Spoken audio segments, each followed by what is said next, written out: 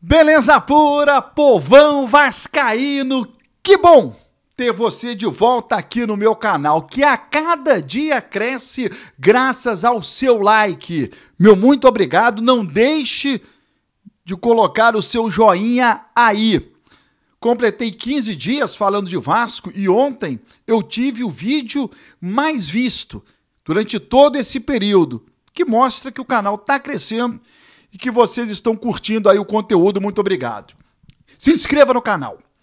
Gente, eu estou muito preocupado com o momento do Vasco e eu vou mais além. De 2000 para cá, o Vasco nunca passou por um momento tão adverso, mas há um alento nisso tudo aí. De 2000 para cá, o Vasco teve apenas uma conquista relevante, que foi uma Copa do Brasil. Várias derrotas, vários vexames, perdas de títulos, mas o atual momento é muito preocupante e eu diria que eu nunca vi o Vasco tão fragilizado de 2000 para cá. Eu vou te explicar, mas há um alento. Vou rodar a vinheta, que é o tempo que você tem de se inscrever no canal, tá bom?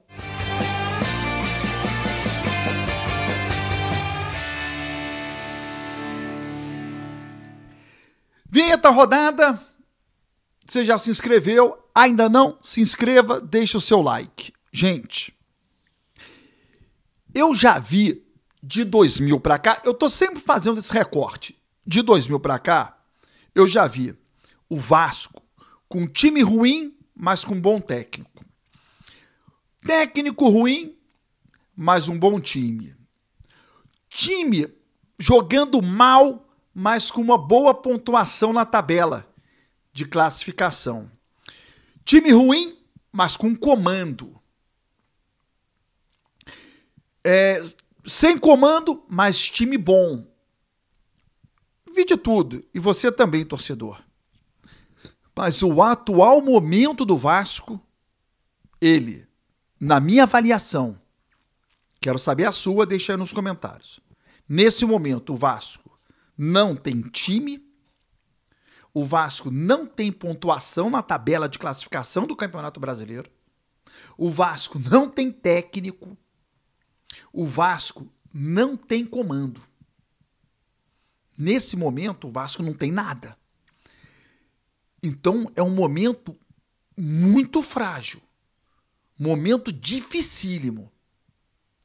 Pior, ou para complementar, o Vasco faz um jogo contra o Fortaleza na Copa do Brasil. E aí, torcedor, eu vou falar sobre a ida das torcidas organizadas do CT. E aí, torcedor, é um momento que a gente precisa entender. O Vasco não é favorito contra o Fortaleza. Ele não é. E mais, em vários momentos, alguns erros foram cometidos. Eu, por exemplo, muitas vezes, eu falei, esse é o Vasco, a história do Vasco, a grandeza do Vasco, o Vasco é favorito. E eu acho que há um erro aí. Eu acho que a gente, enquanto Vasco, precisa entender que o Vasco é um clube com uma torcida gigante, com uma história maravilhosa, e isso é imutável. A torcida gigante é mutável, porque a torcida ela aumenta e diminui ao longo dos anos de acordo com as conquistas, de acordo com os ídolos, de acordo com as vitórias. Então, o Vasco ter uma torcida grande, isso é mutável. E a torcida do Vasco, ela diminuiu. O torcedor não vai gostar? Claro que ela diminui. Isso é muito claro, muito óbvio. As conquistas, elas não vêm. O menino cresce não querendo torcer para o Vasco. Então, isso é mutável. E ao longo da história você vê, várias torcidas aí vão diminuindo, outras vão crescendo. Então, a torcida, independente se é do Vasco ou não, é mutável. A história não, a história está lá. Então, é gigante a história do Vasco. Mas isso não entra em campo. E o respeito que os adversários tinham pelo Vasco, ele já não tem. E o torcedor do Vasco precisa entender. E principalmente o Vasco precisa entender para poder, através das vitórias, resgatar esse respeito e esse prestígio. Vencer o Vasco em São Januário não é mais bicho de 7 cabeças, torcedor. Os adversários sabem disso. E a história recente, de 2000 para cá, mostra isso. Não caia nessa de alguns jornalistas dizendo que o jogo é em São Januário é difícil. O Vasco caiu várias vezes jogando em São Januário. E deixou de subir para a Série A também jogando em São Januário. Então a gente precisa entender que não é para os adversários bicho de 7 cabeças ganhar em São Januário. Quando há preleção do adversário, eles lembram de derrotas recentes do Vasco em São Januário, para que o treinador adversário possa mostrar aos próprios jogadores que é possível ganhar do Vasco em São Januário. E esse resgate é um problema do time do Vasco. Então o Vasco não é favorito contra o Fortaleza, o Vasco precisa entender, o torcedor precisa entender. E para resgatar tudo isso, tem que vencer os jogos, tem que ganhar, tem que jogar bem. Não adianta a história do Vasco, a camisa do Vasco, o Vasco é enorme, por isso o Vasco é favorito. Esquece, isso não ganha jogo. E esse erro já foi cometido até por mim em vários momentos. Eu tava falando sobre as ausências do Vasco, né? De time, de técnico, de comando e de presidente. O Vasco hoje não tem presidente, /dono, presente. E aí eu não estou fazendo crítica ao Pedrinho. O Pedrinho é o presidente do clube. Estou me referindo ao futebol. Quem é o presidente /dono do Vasco? Nesse momento, o dono da 777 precisa chegar junto. Precisa falar. Precisa se posicionar. E não mandar representante. A Eixa aqui representa a 777. Por quê? Porque essa representatividade ela pode ser demitida amanhã. E aí ele não é mais o representante. E foi este o interlocutor. Quando a 777 veio comprar o Vasco, não mandou representante. Veio o dono da empresa falar, fazer discurso e revelar os motivos para a compra do Vasco. Então ele tem que vir agora conversar com a torcida, conceder uma entrevista coletiva dentro de São Januário. Está mais presente. Porque quando ele compra o Vasco, ele compra a história do Vasco, ele compra a grandeza da instituição e ele compra a torcida no que diz respeito a vou investir aqui, vou comprar esse clube porque esse clube tem também uma enorme torcida que é consumidora. E onde é que está o dono do Vasco? O presidente do Vasco. Quando eu digo presidente, é dono do clube, do time, não do clube, do time. Tem que se mostrar presente, tem que aparecer, tem que falar. A ida de torcidas organizadas no CT para conversar com jogadores, que também é alvo de críticas de alguns, que falam assim, eles não representam a torcida do Vasco. Representam sim. Representam sim. Em vários momentos. Na maioria dos momentos. E na maioria das ações. Nem todas as ações, mas na maioria das ações, sim. As torcidas organizadas representam sim os torcedores do Vasco. Porque quando o Vasco joga, e se tiver um dilúvio e apenas 100 pessoas na arquibancada, dentre essas 100 pessoas estarão as organizadas, representando milhares de torcedores.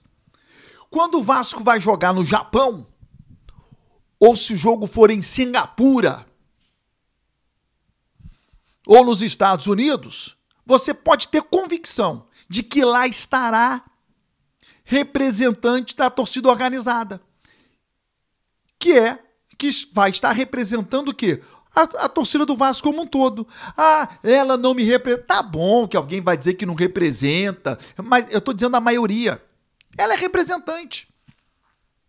Ou o torcedor do Vasco não gostaria de ter um tete-a-tete com os jogadores do Vasco? Quem é que foi? As organizadas. Elas que foram lá. Você observou, eu falei, as torcidas organizadas, elas representam na maioria das ações. Claro, tem ações que, de fato, ela não representa como um todo. Quando é uma ação de violência, de briga na rua, de briga na arquibancada, eu concordo. Mas na maioria das ações ela representa. E na maioria das ações ela defende também o torcedor comum. E aí eu tô falando de briga mesmo. Tô falando de briga mesmo. É ela quem defende. Não é o torcedor comum. É ela.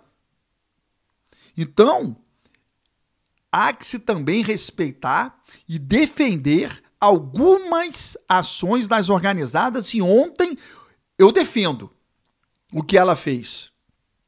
No discurso, 85%. Teve um momento lá, se a gente vê torcedor, jogador na boate, nós vamos bater mesmo. É claro que eu não aceito isso, não concordo. Não importa se vai estar com a família, vai passar vexame, algo assim. Claro que eu também não defendo. Eu condeno. Mas num todo, na maioria dos casos, as organizadas, elas representam, sim, os torcedores do Vasco. Porque, repito aqui, se o Vasco vai jogar lá na China, representantes dos torcedores estarão lá. Quem são? São torcedores das organizadas. Representando o quê? Como um todo. Bom, é um momento muito difícil, né, do Vasco. E só a chegada das vitórias, das conquistas. Ah, o alento, desculpa, estava esquecendo, eu disse no início, tem um alento. Qual é o alento? Ao contrário de alguns anos, essa percepção de que as coisas não estão andando bem, ou essa convicção de que as coisas não estão andando bem, está sendo, né, mostrado no início do Campeonato Brasileiro, na 4ª rodada. Então há tempo suficiente para se recuperar, há tempo suficiente para contratar jogador, para mudar de postura, para contratar técnico, para mudar diretor se for o caso. Em alguns momentos, isso se mostrou latente no decorrer do Campeonato Brasileiro, numa reta final. Você começa bem, depois você vai mal, aí você acha que vai voltar a ficar bem. Nesse momento, não. É a 4ª rodada. Tem tempo de sobra para mudar o futebol do Vasco e ele voltar a dar alegrias ao torcedor e não lutar contra o rebaixamento. Esse é o alento. Tá cedo, 4ª rodada ainda, dá para virar o jogo. Se inscreva no canal, deixe o seu like e me ajude a propagar o nome do Vasco para o mundo inteiro.